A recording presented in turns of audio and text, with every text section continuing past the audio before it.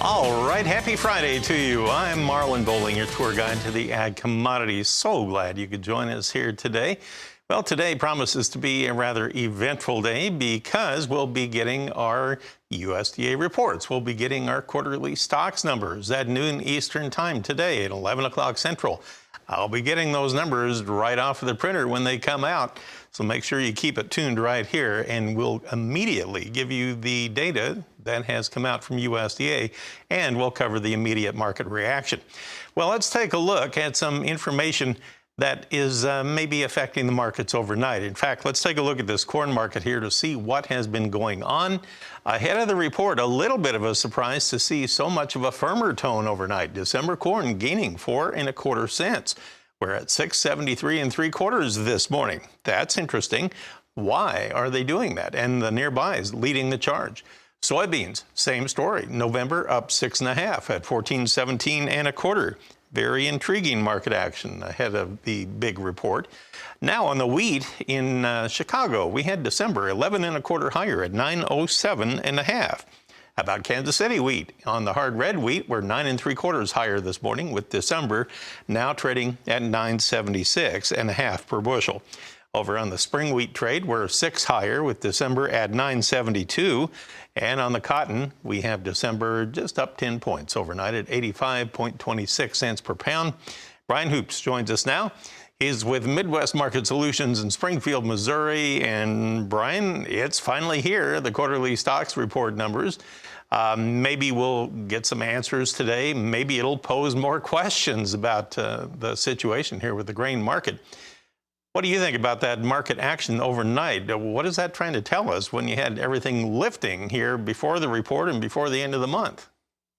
Yeah, good morning, Marlon. Yeah, it's going to be, I think, a fairly exciting day. Historically, this report is a market mover. And, we have quarterly stocks coming out. Trade is expecting to see an increase in corn stocks compared to year-ago levels as it reflects slower demand for corn in the form of ethanol and exports. Our exports so far this marketing year, about 49% less than what they were a year ago, as China was a massive buyer a year ago, and they've really been largely absent buying U.S. corn this year. Ethanol demand is slowing, as I mentioned. This week's EIA report, the lowest since 2021. And if you throw that week out, you go all the way back to 2013. So it's certainly slowing down compared to what we have seen recently. Very minimal changes expected for soybeans or for wheat. But if you look at how the market is reacting, we are a little higher, a little short covering going into the report, so that's not unexpected. We've been trading soybeans mostly lower this month as the market absorbs early harvest activity. In fact, we noted to our clients yesterday, the spreads are starting to build in a carry for most of all of last year. Virtually no carry whatsoever from new crop into a different month from December through May, for example. Corn went from about an even spread to around 7-8 cents in the Dece to May spread right now. And for soybeans, since September the 12th, it went from even to 19 cents. We are starting to build in a little bit of carry. I think the market's trying to anticipate this crop is going to be a little bit smaller than expected, but demand has slowed enough that we need to build a carry in to incentivize the farmer to store it and sell it later this winter or next spring. Well, and that's interesting. The numbers we had on the screen, maybe we can bring them back up again. The pre-report estimates are based on a survey done by the Wall Street Journal. And if you want to write these down as a point of reference for when this report comes out, the average trade guess for corn is 1.5 billion bushels. Soybeans, 247 million. You have the wheat that Brian mentioned at 1.8 billion. I've heard some rumblings of some people being concerned that corn number could actually get closer to maybe 1 billion. That would be interesting, but there'd have to be some numbers moved around to make that work. So we'll see what that report has at, again, noon Eastern time today. We'll pause here and we'll take a look at the livestock trade. Hey, we had some USDA numbers last night. We'll cover that when we come back. Let's go back to Brian Hoops, the president of Midwest Market Solutions. After the close yesterday, During the afternoon, USDA did come out with another set of quarterly numbers here, Brian. This time they were taking a look at the quarterly hogs and pigs report. They don't do them monthly anymore like they used to. They do them every quarter. So here is actually what they came out with this time. So the all hogs and pigs number overall, compared to last quarter, they said it was a 2% increase. Compared to a year ago, it was down 1%. Now, on the kept for breeding numbers, they say, well, it was just slightly lower.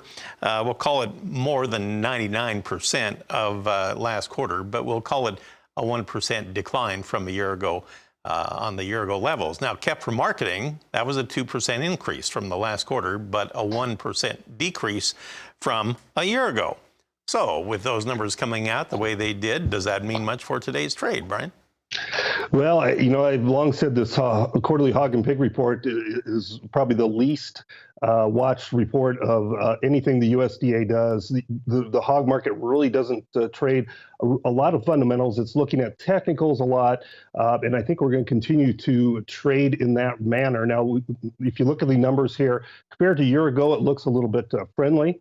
So that should be supportive, but compared to last quarter, it does look like we have a little bit more supply on hand that we're going to have to work with as far as our marketings. But the cash market's really fallen here since the month of August. We've really dropped a lot in our cash markets. And so a lot of this, I think, has been dialed in or factored into prices already. So again, it's the end of the month and end of the quarter. I think you could see some big moves in the hog market today with this report as kind of an excuse to see these big gyrations. Well, let's take a look at that livestock summary from yesterday. Then, when it comes to the cattle and hog sales around the country, on those cash live hogs, they were down $2.81 across the nation at 72.45. Carcass basis hogs were down $4.93 at 88.35. Live cash cattle still stayed roughly the same at 141 to 143.50. Dress basis were 228. Let's look at how we finished up in the futures yesterday. You can use that as a gauge for today's open here. Let's go to live cattle futures. They were strong with December up $1.50 yesterday at 147.77. That was on the live cattle.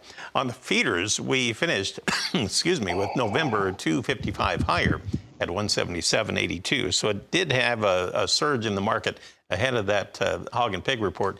And the lean hogs actually were kind of sagging a little bit into the report. December down a dime at 75.72. February was down 40. So it was pretty quiet. We'll see what happens when we open things up at the bottom of the hour. Thanks, Brian, for the help. And again, have a good weekend. Brian Hoops, Midwest Market Solutions. Suzanne, we're about ready to kick this thing off today.